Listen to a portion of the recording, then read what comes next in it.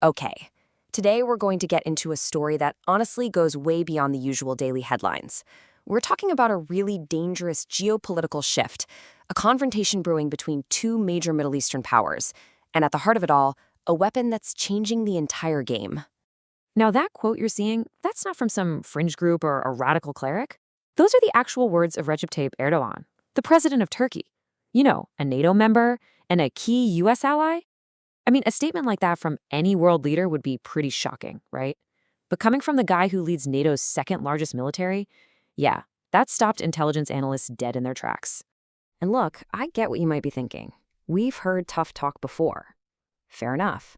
But what makes this threat so different? What gives it this terrifying new weight is something Turkey just showed the world.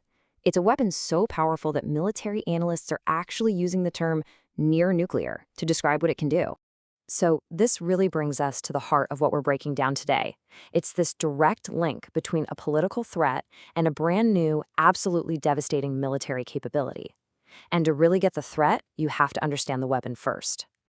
Okay, so the technology is called a thermobaric bomb. You might have also heard it called a vacuum bomb, and it works in two distinct stages. First, it sprays out this huge cloud of fuel, like a fine aerosol mist. And this cloud, it seeps into everything: buildings, tunnels, bunkers, you name it. Then comes the second part. Another charge ignites the entire cloud. It literally uses the oxygen from the surrounding air to fuel the explosion. So think about it. It's not just an explosion in the air. It's a detonation of the air itself. So, what's the big deal? How is this different from a regular bomb? Well, a conventional bomb, right, it creates a single outward blast wave and throws shrapnel everywhere. A thermobaric detonation, it's a completely different beast. It creates this massive, sustained overpressure wave that just crushes everything in its radius. And then it's followed by this intense vacuum that literally sucks the air out of your lungs. There's just nowhere to hide from it. And guess what? Turkey has just perfected its very own version of this terrifying weapon. They gave it a name that, when you translate it, means just one chilling thing: wrath. So meet Gazap. It's a massive 2,000-pound thermobaric bomb designed to be dropped from a plane. It was developed by Turkey's top defense R&D institute, so this is serious stuff. And let me be really clear, this is not some drawing on a whiteboard or a prototype. It's been fully certified, it is cleared for operational use on Turkey's F-16s. It is, for all intents and purposes, ready to go, now. All right, let's talk numbers for a second, because they are just staggering. At the point of impact, Gazap generates temperatures of up to 3,000 degrees Celsius. Now, to put that into perspective for you, steel turns into liquid at about 970 degrees. This weapon burns more than twice as hot as it takes to melt steel. And if you're trying to hit something underground, it can punch through 90 meters of rock and earth. 90 meters! That's like taking a 30-story building and burying it underground. That's how deep this thing can go. And what about that overpressure wave we talked about? Well, the blast from this thing generates a pressure wave that is 68 times more powerful than the normal air that you and I are breathing right now. It's almost impossible to imagine. Basically, nothing inside that blast radius is going to survive. But here's the thing that makes this so incredibly strategic. It's not just a bomb, it's part of a system. Gazap is designed to work with another weapon, the Neb-2, also known as the Ghost. Now, the Ghost is a bunker buster. Its whole job is to smash through reinforced concrete. So just think about that combination for a second. It's a perfect 1-2 punch. The Ghost blasts a hole through the target, and then Gazap follows, detonating the air inside the bunker. It's a combo designed to take out even the most heavily fortified underground command centers you can imagine. Okay, so I know exactly what some of you are probably thinking right now.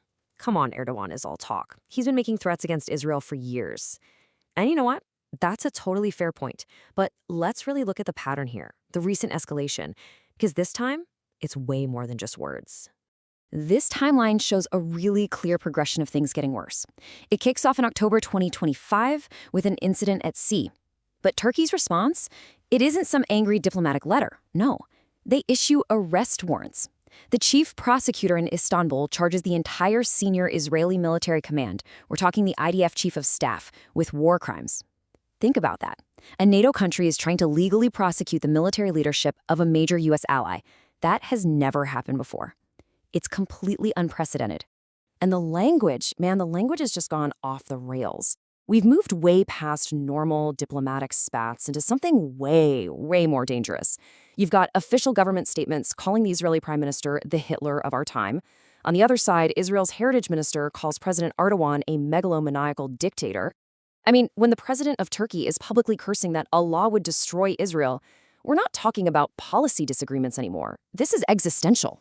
So, okay, we have the weapon, Gazap, and we have the motive, this escalating rhetoric. But here's the real story. Here's the part that I think most people are missing. The real danger isn't about some invasion across the Mediterranean Sea. It's about a brand new front line. And it's only 40 kilometers wide. Yeah, the scenario that keeps military planners up at night isn't some giant Turkish fleet trying to land troops on a beach. That's the obvious scenario, but it's not the right one. The real danger is so much closer, and it's happening much more quietly. It's what Turkey has been building, quietly, methodically, for years, right next door in Syria. And this is the number that should make you sit up and pay attention. 40 kilometers. That is the distance, right now, between territory in Syria controlled by Turkish-backed groups and the Israeli border on the Golan Heights.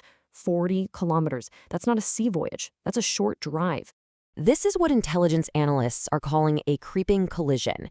It's not a big, flashy, declared war. It's this slow, methodical, quiet push southward. And what this does is it puts Turkish military assets and advanced weapons like Gazap literally on Israel's doorstep. It creates this huge potential for a direct fight in an area, Syria, where Israel has been conducting airstrikes for years. And this new creeping front line, this creates the final and maybe the most dangerous problem of all. Because what it does is it sets a perfect strategic trap, a trap that could paralyze the entire NATO alliance. Just walk through this nightmare scenario with me. Step 1, Turkey moves its military or proxy forces into southern Syria. Maybe they call it peacekeeping or something. Step 2, Israel sees this as a direct existential threat right on its border and decides it has to strike those Turkish assets. And then, step 3, Turkey, a full-fledged NATO member, turns to the alliance and says, we've been attacked, we are invoking Article 5. You know, the collective defense clause. An attack on one is an attack on all. And boom, just like that, the entire NATO alliance is paralyzed. The United States is caught in an absolutely impossible choice. Do you honor your treaty commitment to defend a NATO ally, Turkey, or do you stand with your long-standing security partner, Israel? It's a strategic trap. And honestly, it's a vulnerability that Erdogan has been studying and exploiting for years. So here's the real takeaway. That Gazap bomb, it's not just a weapon for destroying bunkers. It's a signal. It's Turkey telling the world that it's capable, that it's watching, and that it's willing to completely redraw the strategic map. And all of this leaves us with one final deeply unsettling question. If this trap is sprung, if a NATO member invokes Article 5 against a key U.S. ally, what does the NATO alliance, the very bedrock of Western security for more than 75 years, what does it even look like the morning after? There's no easy answer to that. Not at all.